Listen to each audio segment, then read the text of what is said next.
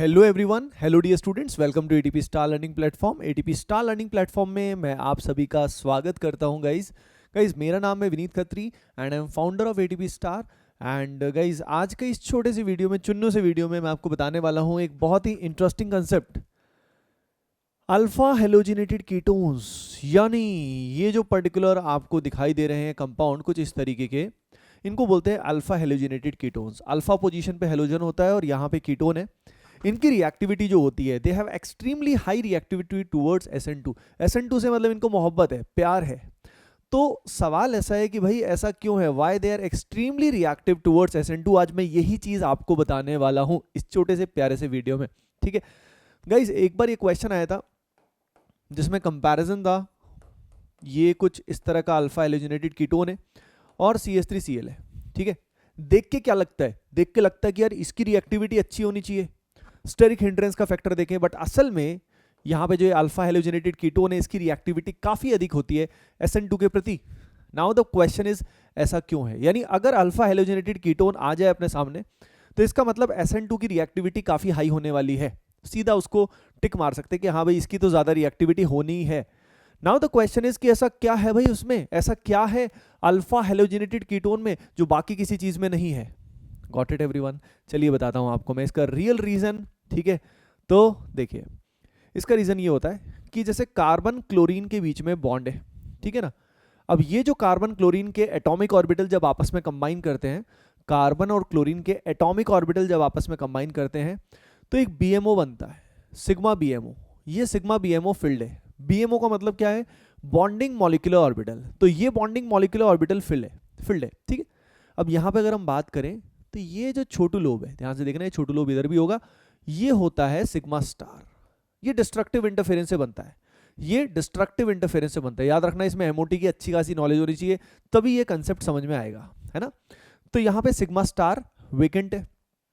ठीक है, अब ये जो सिग्मा स्टार वेकेंट है इसको मैं ऐसे दिखा देता हूँ एक बार के लिए, है ना।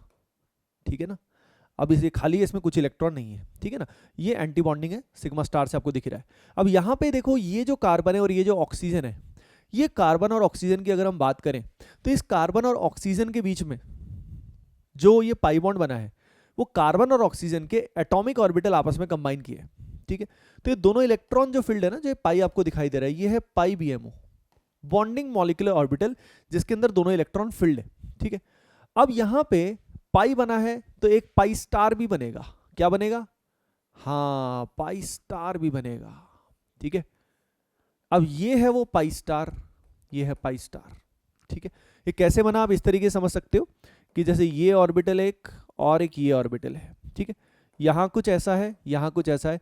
जब इन दोनों में क्या होगा, डिस्ट्रक्टिव इंटरेक्शन होगा, डिस्ट्रक्टिव इंटरफेरेंस होगा, तो ऐसे केस में ये जो लोब है एक दूसरे से दूर चले जाएंगे। दिख रहा ना आपको, ये इधर फैला हुआ सॉर्ट ऑफ। अब ये जो पाई स्टार है, ये पाई स्टार वेकेंट है, ये पाई स्टार वेकेंट है।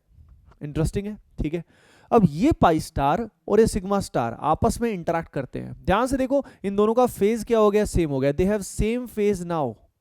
अगर इनका सेम फेज है, अगर इनका सेम फेज है तो पाई स्टार और सिग्मा स्टार आपस में क्या करेंगे? आपस में कंस्ट्रक्टिव, हाँ, आपस में कंस्ट्रक्टिव ओवरलैप होगा। और इनके कंस्ट्रक्टिव ओवरलैप से, याद रखना, कंस्ट्रक्टिव ओवरलैप से BMO बनता है, ABMO नहीं बनता। ठीक है, क्या बनता है? BMO। तो ये पाई स्टार और सिग्मा स्टार दोनों वेकेंट है, दोनों के कॉम्बिनेशन से, कंस्ट्रक्टिव ओवरलैप से जो नया BMO बनेगा, याद रखिए, जो नया BMO बनेगा, उस नए बॉन्डिंग मॉलिक्यूलर ऑर्बिटल का एनर्जी जो होगा, एनर्जी लेवल जो होगा, वो काफी कम हो जाएगा as compare to these individual orbitals. यानी SN2 में याद है ना, इलेक्ट्रॉन कहां दिया जाता है? सिग्मा स्टार में दिया जाता है। कहां दिया जाता है? सिग्मा स्टार में दिया जाता है।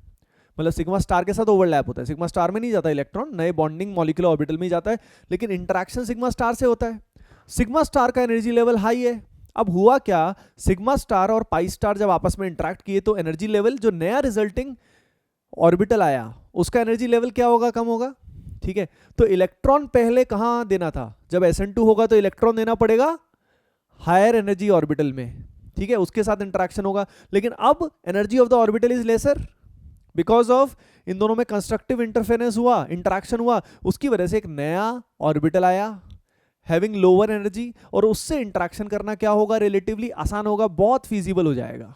Got it everyone? So that is the reason कि rate is exceptionally high in the case of alpha halogenated ketones. ठीक है, तो मैं ओवरऑल समराइज कर देता हूं क्या मैंने बताया।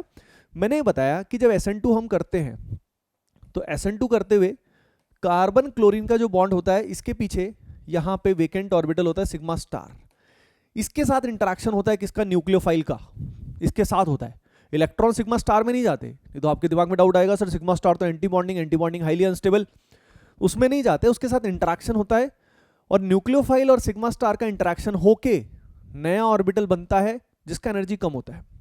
यहां पे क्या हुआ, इस पाई स्टार की प्रेजेंस होने से सिग्मा स्टार का एनर्जी लेवल जो पहले होना था उससे कम हो गया, और वो कम होने की वजह से, बात समझ में आई आपको, अब इलेक्ट्रॉन देना रिलेटिवली क्या हो गया, आसान हो गया न्यूक्लियोफाइल के लिए। ये वजह होती है जिसके कारण अल्फा हेलोजिनेटेड कीटोन्स जो होते हैं they are extremely reactive towards SN2। Okay guys, तो आई होप आपको ये कंसेप्ट जरूर पसंद आया होगा। Make sure to hit the like button अगर आपको पसंद आया, शेयर कीजिए अपने फ्रेंड्स के साथ, एंड गाइस अगर आपने अभी तक ATP स्टार को सब्सक्राइब नहीं किया है तो make sure to subscribe it right now. Okay guys, bye bye, take care and love you all.